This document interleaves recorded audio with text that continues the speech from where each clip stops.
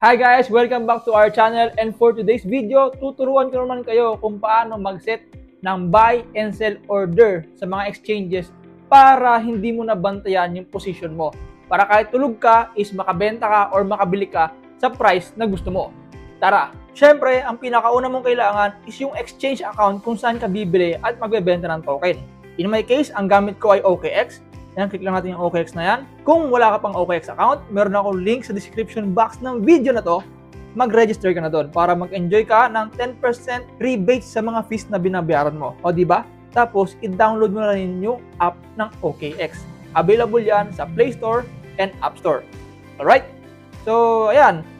Kapag nandito ka na sa OKX account mo, at meron kang gustong bili na token, for example, sa buy muna tayo. For example, search mo dito, gusto mong bumili ng BTC. BTC USDT. Yan, BTC. Ito, BTC USDT. Click natin yan. So, ang price niya ngayon is $96,326. So, click natin yung trade para makapag-trade tayo. Kung ikaw, tingin mo mataas pa to, tingin mo bababa pa siya, pwede kang gumawa ng limit order. Ito, market order, palitan mo lang yan. Tapos, gawin mong limit order. Click mo yan. And then dito sa price, edit mo lang yan. Ilagay mo dito yung price na gusto mo na makabili ka ng BTC. Para pag bumaba doon yung presyo ni BTC, automatic makakabili ka kahit tulog ka. Okay? So for example, ilalagay ko dito $90,000 ang price ni BTC. So bibili ako ng worth $100 lang. Dito mo ilalagay sa baba, ito, kung ilan yung ipang bibili mo. In my case, kunwari lang $100. And done. Tapos sa $100, magkakaroon tayo ng 0.001111 BTC sa presyo na $90,000 per BTC. Okay? Tapos, i-click mo lang itong buy BTC and confirm. O, ayan na. Meron na order na nagawa. So, kapag bumaba yung presyo ni BTC sa 90,000, mafe-fill yung order mo. Makakabili ka ng BTC na to sa 90,000 na presyo. Okay ba yun? So, for example, nakabili ka na, 90,000. Tapos, gusto mo namang magbenta. Dito ka naman sa sell. Yan, sell. Wala akong BTC, so bili ko ng BTC. For the sake of this video, ma-market ko lang. $10 lang. Bumili lang ako para may pang-example tayo. Okay, so kung meron ka ng BTC, or kung anong token man yung gusto mong ibenta, kahit anong token yan, pwede mo itong gawin. Pinutin mo yung sell. Tapos, imbis na market order, kasi pag market order, pag pindot mo ng sell, automatic may benta na yan kung ano yung presyo ngayon.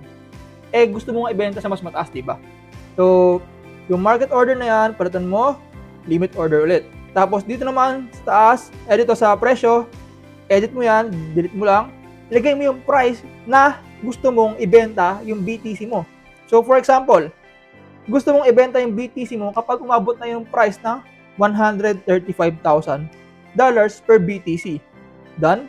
Tapos, lahat ng BTC mo, ibebenta mo na. Kunwari. So, kapag na-reach na yung presyo na yan, meron kang $13.98 na makukuha. For example lang yan Tapos, kapag nagawa mo na yan, click mo lang yung sell BTC, sell, and confirm. So, ayan na. Ito na yung order mo. So, magbebenta ka ng 0.0001 BTC sa presyong 135K per BTC. So, kapag umabot na dyan yung presyo ni BTC, automatic makakapagbenta ka na kahit hindi ka nakabantay sa app mo, sa PC mo, or kahit hindi ka online. So, ito yung kagandaan na mag-set ka ng limit order. Kahit buying ka or selling ka, maganda itong gawin kasi hindi mo na kailangan tutukan. Hindi mo na kailangan tutukan yung chart, yung app, yung website. Iset mo lang dito, kahit tulog ka, kahit sa bakasyon ka, may hit yan kapag yung price is naabot na yung sinet mo na limit order. So, malinaw po ba? Ganun lang naman kadali yan, guys. And kung natuto ka sa video na to, huwag kalimutan subscribe sa ating channel. Hit mo na rin yung bell button para lagi kang updated sa mga next upload natin. Dahil marami pa tayong gagawin ng mga step-by-step video kung paano mapadali yung pag-trade nyo, lalo gamit itong OKX na exchange. Again, kung wala ka pang account dito, meron akong link sa description box below. Pwede kang mag-register doon para mag-enjoy ng 10% rebate sa mga fees na babayaran mo. So, yun lang guys. Maraming salamat. Thank you so much for watching. See you on next video. Bye-bye!